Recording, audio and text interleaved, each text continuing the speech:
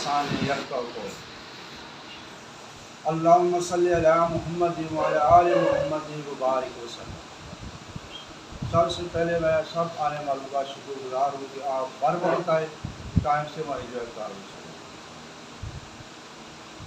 تو آج کے اس اکٹھ کا مقصد یہ تھا کہ چند دن پہلے آپ سب کو پتہ ہے کہ ہمیں ایک پرابلم بن گئی تھی بجلی، تو بجلی کی جب پرابلم بنی تو واپڈا والے جو ہیں گیپکو والے وہ اچھی طرح کوئی بات نہیں سن رہے تھے۔ تو پھر ہمارے چند دوستوں نے، جس میں طاہر قریشی اور فاروق، چند دوست، اور انہوں نے کوشش کی کہ ہم اہل محلہ کو اکٹھا کریں تاکہ ہم سب مل کے بات کریں تو یہ بات جو اچھی طرح وہ ہماری پیش ہو جائے تو وہ ہماری بات جو ہے اس پہ عمل کر۔ تو اس کے لیے جب یہ میں باہر نکلا تو چند دوست اکٹھے تھے، تو ہم جو ہے اکٹھے، بارش بھی تھی اس وقت، گیپکو چلے گئے۔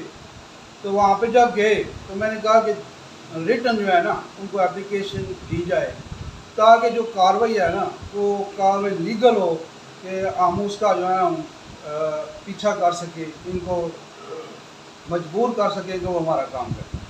تو یہ دوستوں کی مہربانی ہے کہ چند منٹوں میں نا جب ہم ادھر پہنچے میں نے اپلیکیشن لکھی، تو اپلیکیشن لکھنے کے دوران ہی ہمارے 26 دوست جو ہیں وہاں پہ پہنچے۔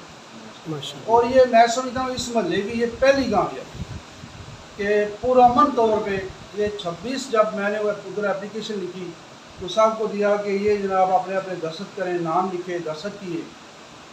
جب ان کے آگے اپلیکیشن رکھی تو ان کا تو طریقہ کار یہ ہے کہ ان کے پاس رجسٹر بھی نہیں تھا، ان کے افسر وہاں موجود نہیں تھے، لیکن ہم نے ان کا پیچھا نہیں چھوڑا، دوست ادھر کھڑے رہے۔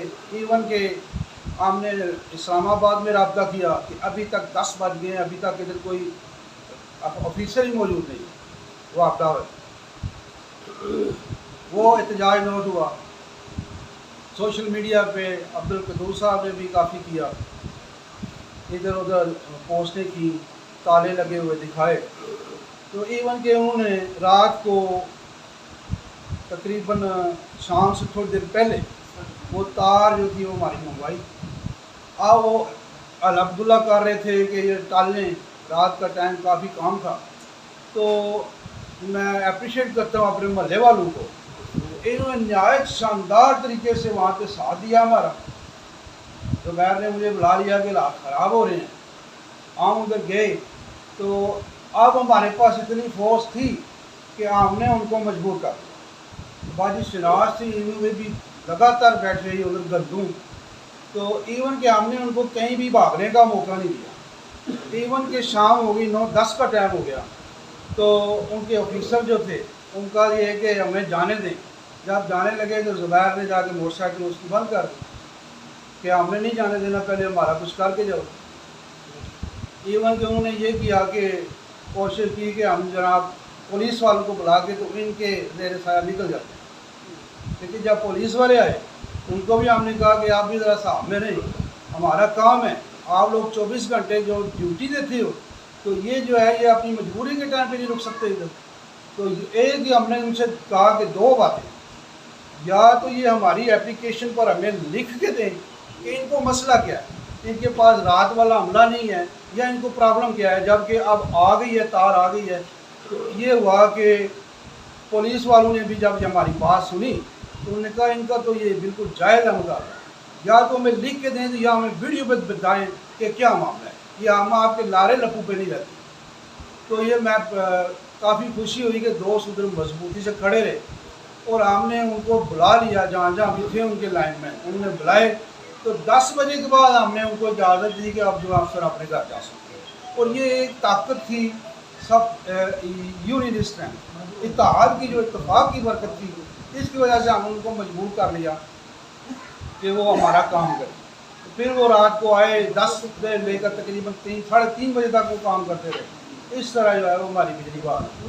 تو کہنے کا مقصد ہے کہ دوستوں نے جب یہ محسوس کیا کہ اتفاق سے ہی کام ہوتے ہیں، اکیلے 1-2 بندے کی تو وہ بات ہی نہیں سنتے، کوئی بھی ہو محکمہ، تو انہوں نے مجھ سے کہا کہ ایک دفعہ کام کہیں اکٹھے ہوں سارے، تو کوئی ایسا کریں کہ ہم آئندہ بھی مل جل کے چلتے ہیں، کوئی تنظیم سازی کریں یا کچھ بھی کریں۔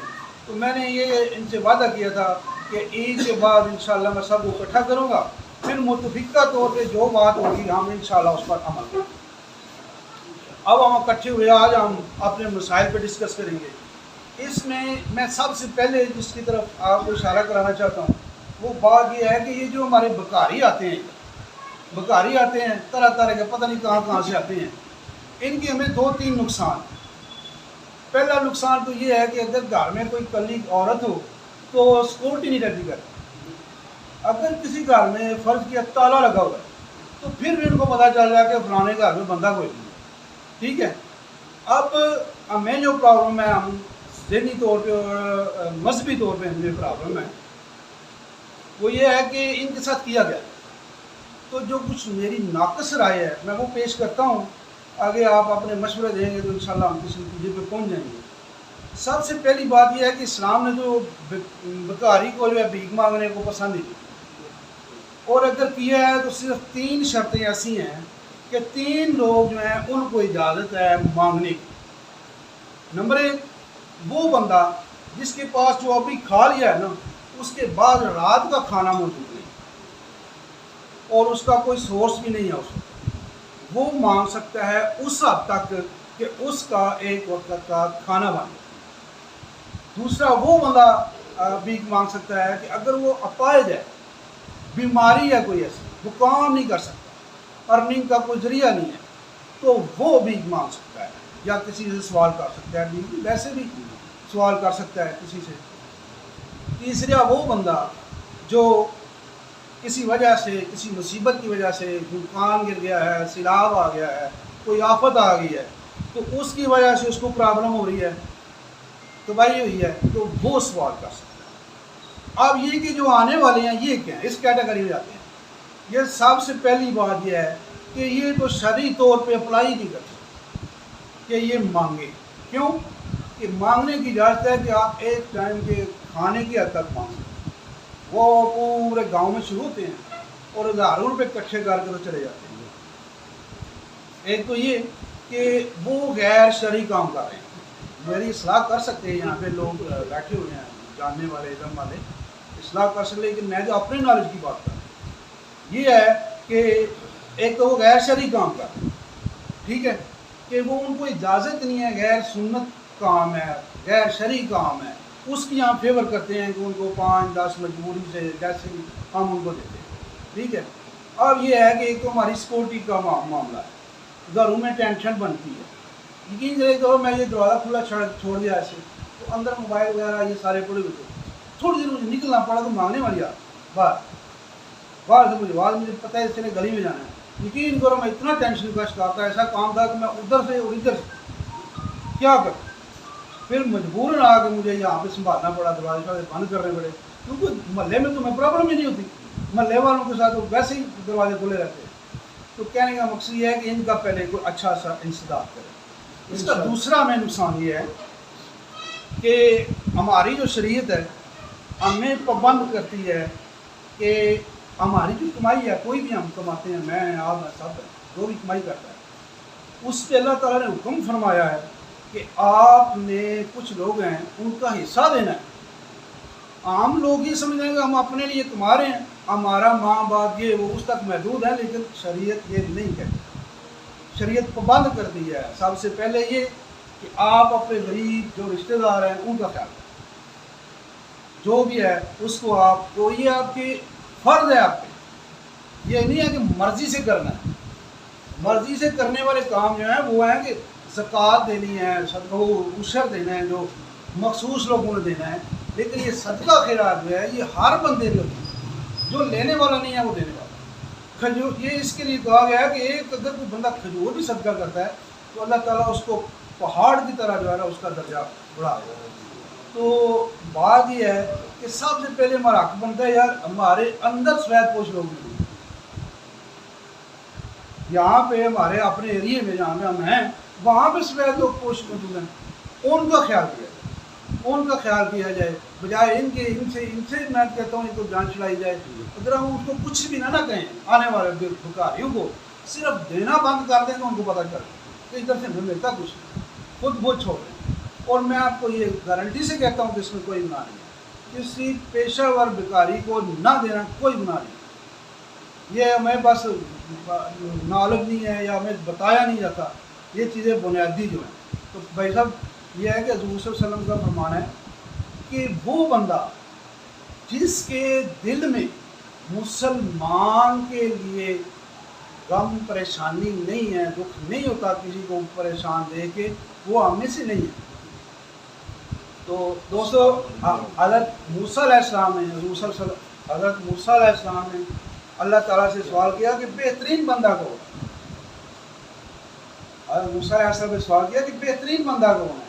तो अल्लाह ताला ने फरमाया कि बेहतरीन इंसान वो है कि अगर किसी इंसान को, किसी मुसलमान को कांटा लगता है तो वो परेशान हो जाता है। तो आज हम अगर अपने गिरबानी में झांकें तो हमें पता चलता है कि हम तो कोसों दूर हैं। हम तो समझते हैं कि हम अपनी ज़ात तक हैं, हम जो कमा रहे हैं हमारी ज़ात तक है। ऐसा नहीं, अल्लाह ताला ने, हज़ूर सल्लल्लाहु अलैहि वसल्लम ने हमें पाबंद किया हुआ है कि हमें कुछ अखराजात हैं वो करने हैं। तो दोस्तों ये जो मामलात हैं, मैं समझता हूँ कि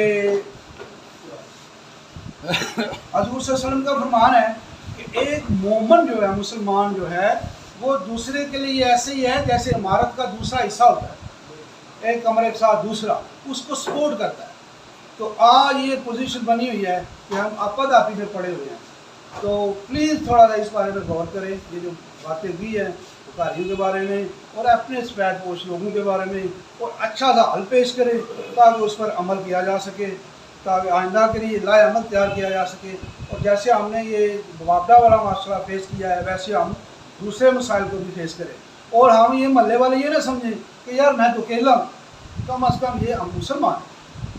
अखुवत जब हज़ूर सल्लल्लाहु अलैहि वसल्लम मदीना में गए, सबसे पहला काम उन्होंने किया कि अखुवत का ही कि मुहाजिर और अंसार को जो भाई बनाया, सबसे पहली ज़रूरत ये थी। और मुहाजिरीन जो गए थे उनके पास कुछ भी नहीं था।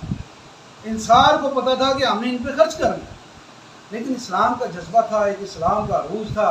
तो ये मामला जो उन्होंने बड़े ऐसे तरीके से किया। आज हम जो हैं यहाँ पे कम अज़ कम मैं समझता हूँ कि जो हम महिला हैं, ये हमें एक दूसरे को ऐसे पता चलना चाहिए कि हम यार एक ही इमारत है, हमारा कोई कमरा कमज़ोर होगा तो हम उसको सपोर्ट करें। तो बाहर वालों से, ये भिखारियों से ध्यान छिड़ाएँ, तो यहाँ पे लाए अमल तय करें, कुछ लोगों की यहाँ पे खिदमत करें।